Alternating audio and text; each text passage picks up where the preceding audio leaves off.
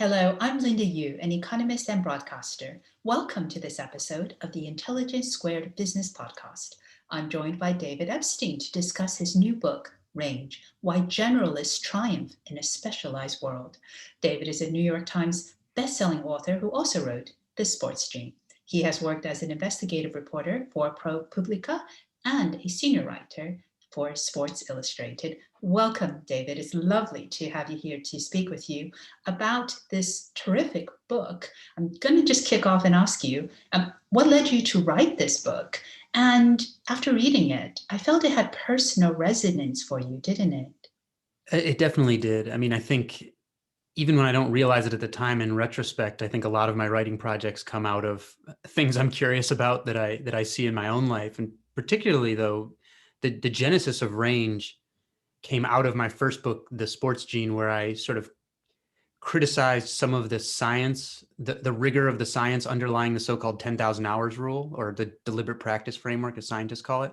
And that brought me into a debate with Malcolm Gladwell at something called the MIT Sloan Sports Analytics Conference. And we were brought there to debate about the best way to develop athletes. And I'd never met him before. And he's obviously pretty clever, and I didn't want to get embarrassed on stage. So I went through his writing to try to guess what he would argue. And I saw his writing about how, important it was to specialize early and narrowly. And so when we got to that debate, I made a big point of the data showing that, in fact, athletes who go on to become elite usually don't do that. They have this sort of so-called sampling period where they do sort of a variety of physical activities. They gain these broad general skills, learn about their interests and abilities, and delay specializing until later than peers who plateau at lower levels. And when we were coming off the stage, he said, that data really didn't comport with my thinking. Like, what, you want to go on a run tomorrow when we're both back home in New York, and we'll talk about it more. So we became running buddies, and we would talk about this stuff on our own time. And called it the Roger versus Tiger problem, which turned out to be the introduction of the book, came directly out of our discussions. And so just as we were talking about it, I started to think about it, whether what we were seeing in sports could really be just an analogy for other domains of work in the world. And so I started getting interested in all these other domains and seeing which of those sort of fit that surprising pattern in sports and which didn't. And that was the genesis of the project. And for you personally, you sampled, didn't you? You didn't Oh, yeah. specialize early. Oh, no, absolutely. I mean, in sports and in life, right? I did like American football, basketball, baseball, but cross country, track, and sports. I ran track in college, but when I was like 16, I knew exactly what I wanted to do. I was going to be a test pilot. I was going to go to the United States Air Force Academy. I was then going to be an astronaut. I didn't do any of that stuff. Now I have no idea. Like, I've gotten almost linearly less knowing what I'm doing as I've gotten older. And in university, I was training to be a scientist. So I have a master's degree in environmental sciences. But I decided that, that wasn't kind of a fit for me. It wasn't good. Some economists call it match quality, the degree of fit between my interests and abilities and the work I was doing. And I sort of decided, because of some kind of personal events, to try to merge my interests in sports and science, and at the time write about sudden cardiac death in athletes, because I'd had a training partner who had died at the end of a race. So I took my sort of scientific background, where I was like very normal, as I was like living up in the Arctic, doing research in the Arctic tundra. And I was very normal, I would say, around other scientists. But then you take those skills, move them over to like a sports magazine, and suddenly, I realized how unique that was, even though it was ordinary in one area. And so actually that attuned me to something that I just continued to do throughout my career, which is take skills that were sort of ordinary in one milieu and transport them to somewhere where suddenly they were seen as like, innovative and creative. And so I did realize that was something that started helping me. And so I've zigzagged like crazy, and I'm still doing that. I still like truly have no idea what I'm going to be when I grow up. That's actually a very good intro to your book, because it's all about this, thinking differently, I think, about how you undertake your career. And I love this quote that you start with. You give the full quote: "A jack of all trades is a master of none, but oftentimes better than a master of one." So tell us about this quote and the premise of your book a bit more. Yeah, well, that quote. So usually we only hear "Jack of all trades, master of none," and I thought it's kind of culturally telling that we lop off the end of the quote, which is oftentimes better than "master of one." This isn't to say that we don't need specialists, of course not, Mm. but I do think there's all this like cultural mythology that sort of makes people feel bad about having broad interests. And in fact, the first use of "Jack of all trades" as an insult, the first written use at least, so the first one we have record of, was Johannes Factotum in New Latin. And it was written by a playwright who was insulting another young playwright who didn't have formal higher education, who was really a poet who was trying to write plays and trying to act and help run a theater company and copy scripts. And so he said, you know, this loser's trying to do it all. And that loser was William Shakespeare. So he was the butt of the first "Jack of all trades" insult. But I think that's sort of common because if you look through sort of especially science and technology, innovation history, but also literature and the arts, these people who are coming with an unusual background that often change a field are at first denigrated by the people who are sort of the sort of status quo standard bearers in the field. And so that quote kind of came to be representative to me of that. But we forget the past half of it, just like we only focus on stories of precocity, right? So in the book, when I open up with Roger Federer and Tiger Woods, where Roger Federer did all these sports as a kid and delayed specializing, and Tiger obviously specialized early, those are both examples of success. I didn't dispute that at all, obviously. But everyone knows the Tiger Woods story. And even though Federer is just as famous as an adult, nobody knows his story, even though it's the norm, according to the science, not the exception, right? Everyone knows Serena Williams played a lot as a girl. I got to talk to her last year. I'd been a sports reporter. I didn't even know. She told me I did taekwondo, ballet, gymnastics, track and field, learned how to throw a football for my overhand serve. I worked at a sports magazine. I'd never even heard that. Or, we think of the Mark Zuckerberg as like the young prodigy, right? He said young people are just smarter when he was 22. He doesn't say that anymore. But last year, MIT and the US Census Bureau released research showing that the average age, in the US at least, of a founder of a fast-growing tech startup on the day of founding is 45.4.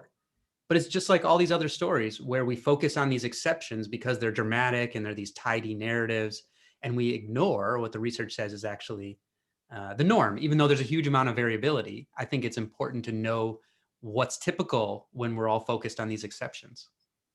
I found that aspect of your book absolutely fascinating because you're right. We think of the norm as actually the Tiger Woods, the kind of young, startup. And I've certainly seen equivalent studies in other countries where, your entrepreneurs on average of fast growing startups are actually in their 40s, people who've had experience, and therefore they've decided to strike out on their own.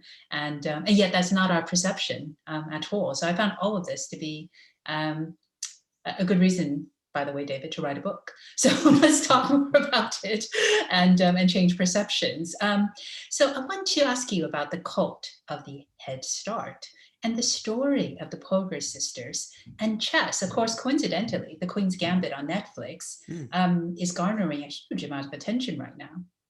Yeah, and it's a really good show. I watched it, I think deservedly so. I think like the cinematography is beautiful, the acting is wonderful. But it's interesting because I just the other day did a Q&A where I was the question asker with a guy named John Urschel, who used to play in the NFL, again, American football, and at the same time started his math PhD at MIT at the same time while he was in the NFL. And now he's a mathematician finishing he decided to retire from the NFL after he had a pretty severe concussion. And he's finishing his PhD in math at MIT. And he's also, he's become a good chess player, and his best friend is one of the best chess players in the United States. And he was talking about Queen's Gambit and saying how he gets bothered sort of by the portrayal of genius in a lot of media, where it's like just this like bolt of lightning out of the blue, right? It's like someone who just has this incredible talent right away, because that's often not exactly how it works, right? It's probably not quite as rare as those things make it look, but it's like usually a slower process. There are cases that are these sort of bolts out of the blue, but usually it's more someone gets interested in something, builds a little skill, maybe they learn a little faster than they thought, and it's usually much more fits and starts and all sorts of luck and coincidences, and there is some of that luck in Queen's Gambit for sure. Um, but I think it is just like one more pebble on this huge pile that suggests either you got it early or you don't got it at all. And the fact is, development is very nonlinear, and that's usually not the way these things look. And chess, by the way, is also in many ways, I think, a poor example. So to go back, you mentioned the Polger story that's in the book. So let me talk about that, because in some ways it would be interesting to people who've been watching Queen's Gambit. So they should go watch the Polger Variant, which is a great documentary about the Polger sisters, where these three sisters whose father Laszlo decided to train them in chess in a very technical manner from a young age in Hungary. And really, he didn't care about chess so much. He just wanted to show that any child with a head start in so-called deliberate practice being like not playing, it's very focused, coached, focused on error correction, that any kid could become a genius in anything with a head start in deliberate practice. And in fact, two of his daughters went on to become grandmaster players. And one of them went on to become the highest ranked woman in the world, Judith Polger. And so this showed up like the Tiger Woods story in a whole bunch of best-selling books, saying like, this is the key. You just need this early start. And the fact is, in chess, it actually is really beneficial to get an early start, because chess is based on repetitive patterns that you have to start recognizing almost like unconsciously. And if you haven't started studying those by age 12, the chance of a competitive player reaching international master status, which is one down from grandmaster, drops from about 1 in 4 to about 1 in 55. You have to start doing that. But that's also why it's so relatively so easy to automate, right? Because it's based on these recurring patterns that computers are much better at. And so it's actually a really bad model in many ways of most of the things like that we want to learn in the rest of the world, or the Tiger Woods, like golf being the most famous example.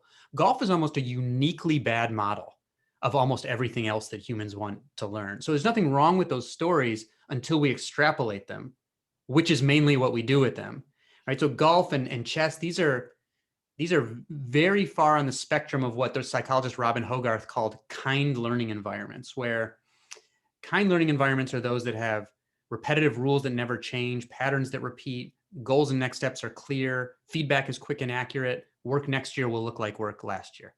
On the other end of the spectrum are what he called wicked learning environments, where next steps and goals may not be handed to you, rules may not be clear, they may change, feedback may be delayed or inaccurate, patterns don't just repeat, work next year won't look like work last year.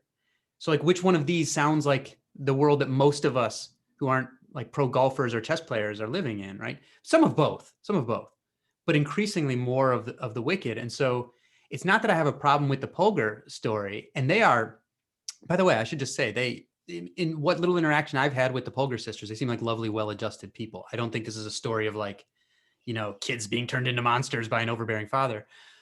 But the problem is when we extrapolate those lessons to these other domains where the lessons don't apply well. Yeah, absolutely. Fascinating. I recommend everybody get David's book and watch The Queen's Gambit too, as well as Totally. the book Can't go wrong. documentary. At least with Queen's Gambit. I want to delve into each of the different parts of this. So you include so many fascinating studies. So one of the ones that you include is, compared to other scientists, Nobel laureates, so these are the people at the top of their profession, normally in science and medicine and even economics, are at least, and this is quite extraordinary, 22 times more likely to be an amateur dancer, magician, or performer. So say more about how having range helps these high performers break old patterns, which then helps them succeed, versus people who are more specialized. Oh, and try to add in that Steve Jobs story as well, because I think that was also brilliant. Okay. Yeah. So as magicians, writers, musicians, all these other sorts of performers, that Nobel laureate scientists were much more likely to have these sorts of hobbies compared to typical scientists. And not only that, but in other studies of engineers who made creative contributions, compared to sort of engineers of similar technical skill, they tended to have aesthetic hobbies outside of work.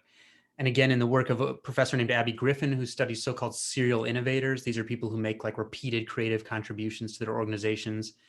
She found they tend to have more hobbies than their peers. They read more and more widely. They have a need to learn outside their discipline. They have lots of people in their network who are outside of their own discipline. All these sorts of things that are just, they just have like wider, longer antennas for the world. And it seems like in the creativity research, a lot of researchers use different terms for what this is. Some called like network of enterprise. They have sort of a lot of things that they're interested in. But it seems to help avoid so-called cognitive entrenchment, where you sort of get stuck. And again, there are different words for this, like functional fixedness means people who, they're only able to use a certain type of tool the same way over and over, and they forget it can be used in different ways. Or the Einstellung effect. Once you've been accustomed to a certain type of solution for a problem, you get stuck in it, even when it doesn't work for new problems anymore. And so these are all forms of this cognitive entrenchment, where with experience, you become, with sort of specialized experience, you become much more efficient in certain things. But there's also a trade-off. You can think of it almost like an internet browser, right? It's like if you go to the same sites all the time, you'll get cookies and you can go to those sites even faster, but you're sacrificing some sort of flexibility for searching more broadly. And so in all this creativity research, it just showed up over and over and over that the people who made contributions tended to have like multiple streams of interest, often that didn't have anything to do with one another. Like they would have, or they didn't have one to do with one another. They would say that it would give them insights into some of their work. And so I think it suggested that if we want to avoid sort of getting stuck in the same thought patterns, you want to have ideas coming from places that aren't just in your direct line of sight every day. Otherwise, you increasingly know the same things that the people in your, that are around you know, basically. And that's where the Steve Jobs story comes in, isn't it? Oh, right. The Steve Jobs story. Right. So he famously said, Steve Jobs was sort of obviously Apple has very important specialists, but he was kind of a master generalist in many ways. And he famously said that he audited a calligraphy class because he was interested in aesthetics. And this gave him the idea to have different typefaces, right? And that led to all computers having all these different typefaces and a whole bunch of aesthetics that grew out of that. So it was just this auditing this class in calligraphy that gave him an idea that really changed the aesthetics of personal computing. And he had a bunch of things like that, where he would like pick up some like he would go and browse stores, for kitchen supplies or something, and see like, I like the way this like blender fits in this spot or whatever. Maybe we can do. So he sort of saw the world in the way I think like Saul Bellow saw when he like walked among people. He was like shopping for parts of people to put in his characters and books. And Steve Jobs was like shopping for little aesthetic things when he went around the world. And so I think he was just like, I think that was a common theme of what a lot of these Nobel laureates would do, is they really were just curious about the world. Like they were always, even in their personal time, they were like shopping for new ideas. And sometimes those would end up influencing their main work. And you illustrate the importance of range, the title of your book, using Team GB success at the 2012 Olympics. So tell us that story. Yeah, so this is, I particularly use this because I was sort of responding to a British writer who I like, by the way, who said that, blamed some of the problems of British governance on moving like different ministers into different positions, and said like, this makes no more sense than moving Tiger Woods to play hockey or something like that. And, I think the extreme end of that argument would be, well, you should just have like a king and they should just like stay there all the time, right? Because then they'll get the most experience. But never mind that. So, but I thought it was interesting that Team GB, as he made that sports analogy, I had some insight into some of what was going on to try to, Britain, quite frankly, had been gone from being a world sporting powerhouse to being very mediocre for decades, and then has bounced back in a big way. And a lot of that had to do with these programs that were set up to actually find late bloomers. So as one of the architects of this program, a woman named Chelsea Warr told me, she said, well, we know we have these fast risers, right? Like the kids who develop physically early or whatever it is, and people pay tons of attention to them, but they're like the easiest people to spot, and they're the minority. It's the slow bakers, these people that we don't pay attention to, who could keep coming around and being like the most important members of our programs, and we don't pay any attention to them. So part of the plan was to reform the pipelines so that these people who developed more slowly wouldn't get kicked out prematurely. and they could keep themselves in even if they weren't the best early on. And a lot of those people go on to become the world champions and Olympians. In some cases, the UK set up even these so-called talent transfer programs where you could take someone from one sport and just say, you're not really going to make it in this one. You want to try some others. And occasionally things like that would produce Olympians or gold medalists, like Helen Glover, who for a while was probably a rower who was probably the most dominant athlete in the world. She got spotted in a talent search in Britain. She won, I think her and her teammate won the first gold medal for the home team at the 2012 Olympics. She had not rowed as of the previous Olympics ever, right? So this goes really against these 10,000 hours of, well, if you didn't start early, you lost. And I think, some countries that have realized that's not the case have really capitalized on it in diversifying their developmental pipeline to capture some of the, late bloomers, which typically make up the greater portion of the people who go to the top. And you write about a variety of paths to excellence, which all involve the sampling period, what you just described. You sort of sample sports and various things. So I must get you to tell us the story of Duke Ellington. That was just a great example of different paths. Yeah, Definitely not starting early. So. Duke, of course, this came out of my personal interest just because I think he's a jazz musician, through his art, an important social critic at the time. And he creatively reinvented, like his most famous work, if you Google it, is stuff from the 30s, this big band music, which honestly sounds a little bit like cheesy to my ear, to the modern ear. But then if you look at his stuff in the 60s that people are less familiar with, you would never know is the same musician. And it is amazing. Like, go to YouTube, listen to Fleurette Africaine, with Duke Ellington. It's totally different music, and it's very modern and incredible. But he actually had an offer of music lessons when he was a kid from this. I love the name of the teacher. He was offered Marietta Clinkscales, and he decided not to do it because he wasn't interested at the time. He was focused on baseball and painting and drawing. He actually was offered an art scholarship to college, but turned it down.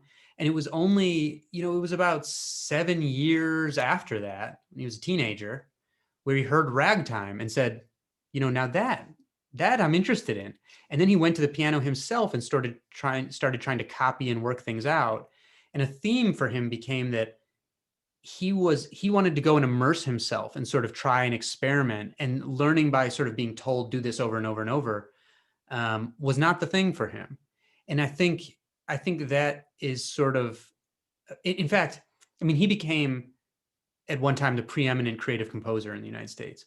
And he was still using some of his own made up notation because he had never formally learned like real musical notation, and people had to sort of like transcribe it for him. And that sort of is in line with a lot of research that suggests, look, if you're just looking to try to play classical music, then this huge amount of repetition, absolutely. But if you're looking to create and compose, then sometimes this process that is much slower at the beginning, where you sort of dive in and fail and are immersed, and it should be more like the way we learn language, right? Like, you don't get taught grammar first. You jump in and you try and you fail, and later, if ever, you learn the grammar, right? I'm a writer.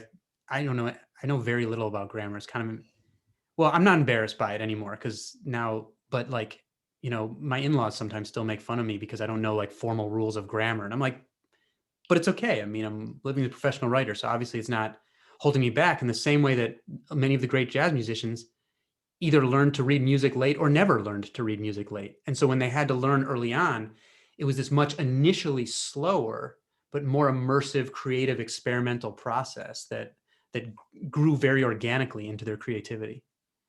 I love that joke that you mentioned in the book. When a jazz musician is asked, can you read music? The answer is not enough to affect my playing. Yeah, not enough to hurt my playing. That's right. Yeah. David, it's absolutely fascinating. I want to kind of get into now some of the concepts that all these stories illustrate. So I'm going to rattle through a couple of them and get you to elaborate. So reasoning by broad analogy. So we've touched on that already. That's sort of one of the takeaways. Another takeaway is, and this is very interesting, why you have to set aside expertise sometimes, because there's a problem of deep and specialized expertise. So just kind of talk us through that. Yeah, so I think one of the problems with expertise sometimes, and again, I don't mean to suggest that we don't need it, but is the overuse of solutions that may have worked in certain situations or that people have gotten used to, even if they don't work anymore. So to give one sort of stunning example, like there some interesting work by an economist recently in two Harvard-led studies that found that in the US, again, this is specific to the US, if you're checked into academic hospitals, so hospitals associated with universities with certain cardiac conditions like a heart attack, on the dates of a national cardiology convention, when the most esteemed specialists are away, you are less likely to die. And the conclusion the researchers made is that there's a lower rate of these very intensive procedures that specialists are very used to doing over and over, even though the evidence has shown either that they don't work in certain situations, they're dangerous, or they're ineffective, or both. And yet they keep doing it anyway. And initially this was thought maybe to be these sorts of phenomena to be coupled to compensation, right? But then some institutions tried to decouple the number of times you do a procedure from compensation, and it still stayed. So it's a deeper bias. And if you go look in specialist journals, you'll see even when overwhelming evidence contradicts some practice, they'll say, but I've seen it work, right? Which of course, the reason we have science is because you can't just tell it worked from having seen something work.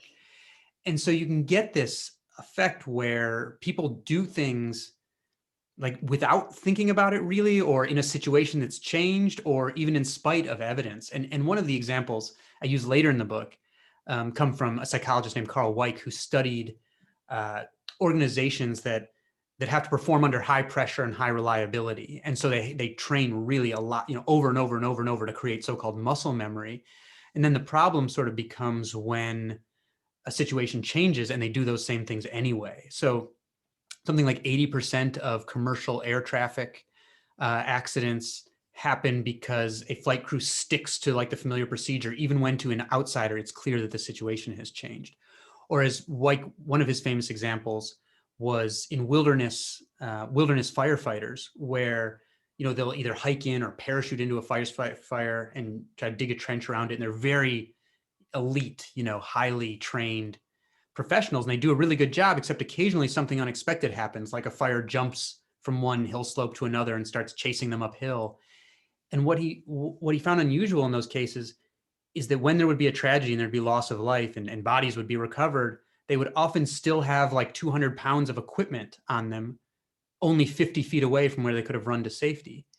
And what he learned was that they were unwilling to drop their tools. So he used this phrase, drop their tools, which meant to dispense with your familiar procedures when the situation has changed. But they were so highly trained never to get rid of your tools. Your tools are part of your identity as a wilderness firefighter. They save your life.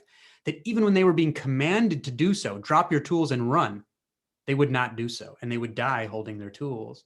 And eventually this finding actually led to diversification of training in some of these areas where people have more improvisation built into their training. But he saw this issue of dropping your tools as sort of an allegory for a variety of industries where people continue doing something they're used to, even when the problem in front of them has changed. Wow. I want to focus on one more aspect, which is grit.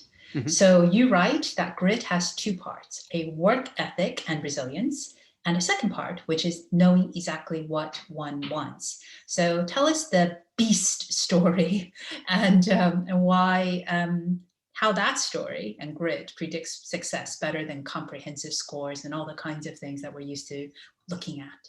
Yeah, so grit, like you said, again, just a quick refresher for everyone's probably heard the term, but it's a psychological construct based on a 12-question survey. Half the points awarded for persistence of effort, like perseverance, and the other for so-called consistency of interests, knowing what you want to do and just that.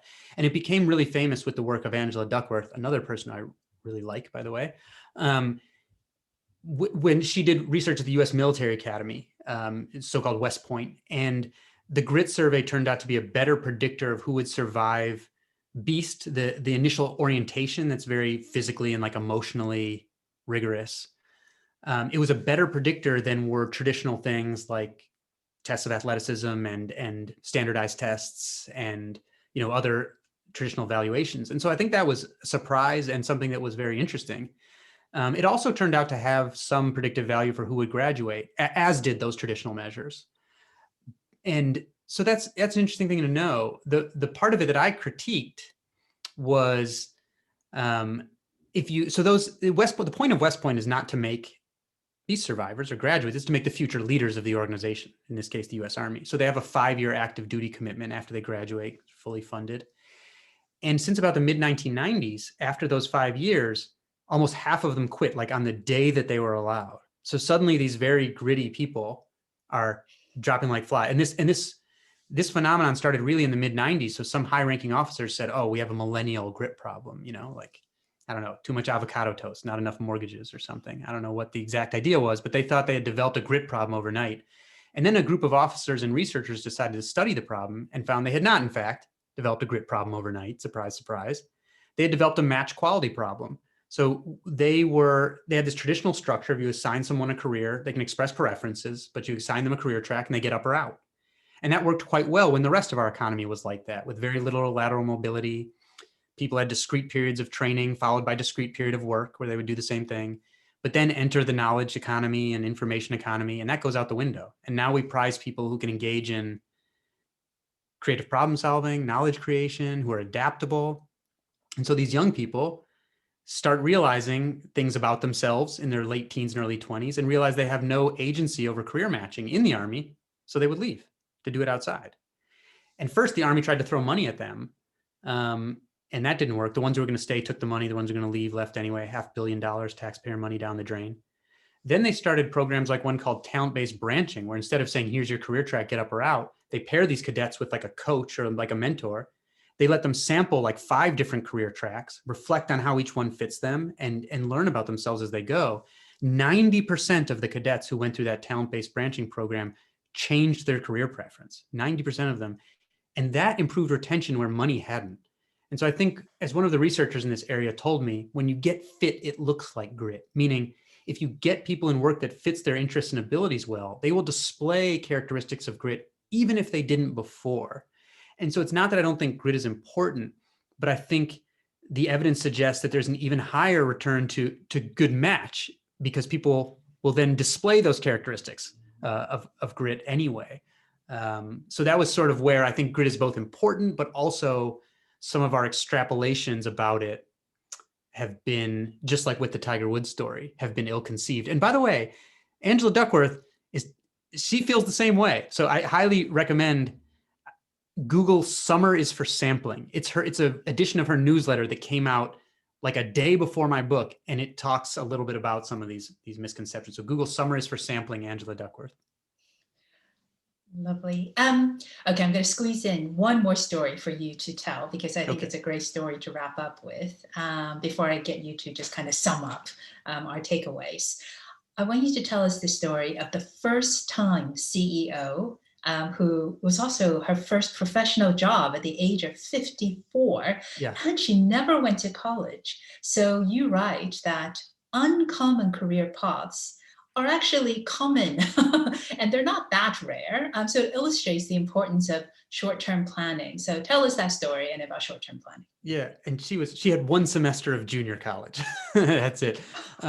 So this is a woman named Frances Hesselbein, who grew up in sort of an industrial town in Pennsylvania. And basically her career strategy, or lack thereof really, was, as she said, do what's needed at the time. So she would volunteer in her community, or her husband had been a military photographer and came back and started a photo store. And she would just she was the literal jack of all trades. Like if somebody had a weird request, it was like, Frances, just go figure it out. Like I remember one story she told me was someone came in with their dog and said, I want you to take a photo of them, but I want it to look like a painting, like an oil painting. It's like, all right, Frances, go figure out how to do that. And so she was just this sort of jack of all trades. And in her mid, she started volunteering with the Girl Scouts eventually. And she didn't really want to, but someone from her neighborhood came around and said, look, we're going to have to disband this group of girls unless someone volunteers to be their leader. And so Frances does it and says, I'll do it for a few months. But then she just keeps doing it and keeps doing it and keeps doing it. And she gets more involved in Girl Scouts. And at age 54, she takes her first professional job as sort of a regional director of the Girl Scouts, basically. And then she just starts every time. She never wants to, she always says no to the things. Every time somebody offers something, she always says no. Like shortly after that, which she had said no to, someone comes to her and says, look, we need you to lead the United Way fundraising campaign for Girl Scouts because it's in disarray. And if you don't, then we're just going to, it's just Girl Scouts are going to lose the partnership. And Frances is like, fine. If first she says no, and then she says, well, if they're going to lose the partnership, I'll do it. So she's the first woman to do this. And Johnstown, Pennsylvania, like leads the country in giving that year. And so it's this huge success. And eventually in her 60s, she goes on to become the CEO of the Girl Scouts. Again, something she says no when they ask her, because the previous leaders of the Girl Scouts had been like a woman who started the US Coast Guard Reserve and a university dean, these people with incredible leadership credentials. Frances had one semester of junior college and was one of like 350 regional directors. But again, once again, she sort of decides to do it under a little bit of pressure, and because the organization was tanking. Early 70s, society changing for girls and women a lot, Girl Scouts not changing very much. So it was in a tailspin, losing membership, losing volunteers. She comes in, throws out all the traditional stuff, right, which was one of the big moves, because they could not, the people who were more steeped in it could not, like they had campsites that people weren't using, but there was so much nostalgic value, they wouldn't get rid of them. And she was like, we gotta save the organization. Rip up the one handbook, make all these handbooks tailored to her target audiences, recreate the leadership team to look like the audience that she wants to serve. As she said, I want, if an indigenous girl on an ice floe in Alaska opens our book, I want her to see herself in a Girl Scouts manual. And again, this is in the 70s. And she saves the organization. She triples minority membership. She adds 130,000 volunteers. She turns the cookie business into $350 million a year, weathers various crises, changes it from an organization preparing girls for life in the home to one preparing them for careers in math and science. She gave me, it's a podcast, so you wouldn't be able to see it, but a badge that came out of her tenure is binary code for girls learning about computers. And she turned the whole thing around. She changed the hierarchical structure to one she called circular management, because she knew she didn't have enough specialty to get all the information she needed. She needed information flowing from more levels of the organization. And after that, she tried to retire. And like 2 days after that, got a call from someone saying, we have an office for you. Come take it. You'll figure out what to do later, which is what she had always done in her life anyway.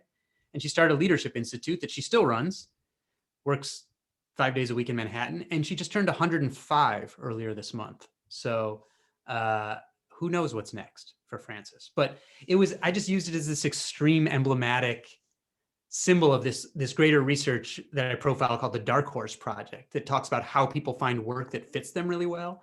And basically the pattern was they could have long-term goals, but if so, they didn't hold to them very tightly. What they really did was say, here's who I am right now. Here are the options in front of me. I'm going to do this one. And maybe a year from now I'll change because I will have learned something about myself, or my options will have changed. And they just keep on doing that over and over, like throughout their lifetime, until they find better and better matches. And so she sort of occurred to me as an extreme version of that. And also, frankly, as someone whose story I think deserved a lot more attention. The famous management guru, Peter Drucker, at one point called her the greatest CEO in America. So she deserves more attention. Great story to end with. But David, before we wrap up, I want you to sum up. What are your tips for those who are tuning in to become a generalist who triumphs? Yeah. So first, don't worry about being behind, because development is so nonlinear, whether that's physical development or your career development, that our intuition is to see people at a space and time and assume that's a stable trajectory.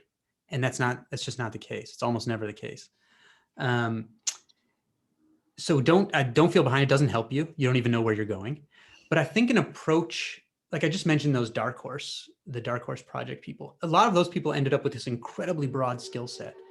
But typically they didn't set out to say, like, I'm going to be a generalist. They set out in search of match quality for their work. And they would go somewhere and find, you only learn about yourself by doing stuff. My favorite quote in Range is from Herminia Ibarra, London Business School professor, said, we learn who we are in practice, not in theory. Like, there's all this personality quiz industry that wants to convince you that you can just look inside yourself and know what to do. When in fact, you have to do stuff and then reflect on how it fit you, what you were good at and bad at. And so these people would take this approach of trying things to figure out about themselves and then pivoting in response to those lessons and that lived experience. And by doing that, they would end up with this. By being curious about themselves and their options, they would end up with these broad skills. And so I would say you don't even have to set out to be a generalist. Be curious, diversify your sources of information, be open-minded, and try to get the maximum amount of learning from each of your experiences about yourself. What surprised you? What interested you that you didn't expect? What were you good or bad at that you didn't expect? That was another surprise in the Army's talent-based branching research. The cadets were often surprised by things that they weren't as good at as they thought they would be, or interested in things they didn't think they would be interested in. And so make sure you make the most of those lessons, and then don't ignore them. Like, pivot in response to them. You know, I think everyone wants like a linear looking LinkedIn, but we shouldn't reward people for forging ahead if they learn things that say they should pivot. And in fact, LinkedIn's own research on 500,000 members showed that the best predictor of who would go on to become an executive was the number of different job functions someone had worked at. And yet you could argue that their product might augur against people feeling like they should do that. And so I think we should just don't be scared to try different things, and pivot in response to the things you're learning. Take every different opportunity to try something as an opportunity to learn about yourself and your options. I force myself to do it. I keep something I call a book of small experiments, where I force myself to investigate something new at least every other month. And so I think it'd be good if we all had systems for forcing ourselves to diversify our learning a little bit, or try new things. Because once you get competent at something, most people will settle into that thing and keep doing it at a certain level forever. If you want to continually get better, you have to do different things. You can't lift the same weights the same number of times every day and expect to get better. You might not get worse, but you won't get better. So find methods to diversify, don't feel behind, and pivot in response to pay attention to the lessons you're learning, reflect on them, and pivot in response to them. Great summary. Thank you so much, David Epstein. I encourage everyone to pick up his book, Range, Why Generalists Triumph in a Specialized World. It's a lively read, and there's huge number of just fascinating examples, including one we didn't have time to get to, but I absolutely loved, which was the story of Van Gogh, the painter. And I think once you read the book, it'll inspire you to start thinking differently about your path forward, or paths forward. So thanks very much again to David Epstein, and thank you all for tuning in. For more business podcasts, go to intelligencesquared.com. I'm Linda Yueh. Great, thanks guys. That was really interesting. I learned a lot myself there. Yeah, I did as well. I love the stories. Thanks. Hope you both enjoyed it. I have a very digressive brain, so it's great. As digressive as my book is, that's me being organized in my thinking. So your summary was great. I just wanted to give you a chance to summarize, because there's so many. You never cover everything, but it was so interesting. I found the book absolutely interesting. So many different, you could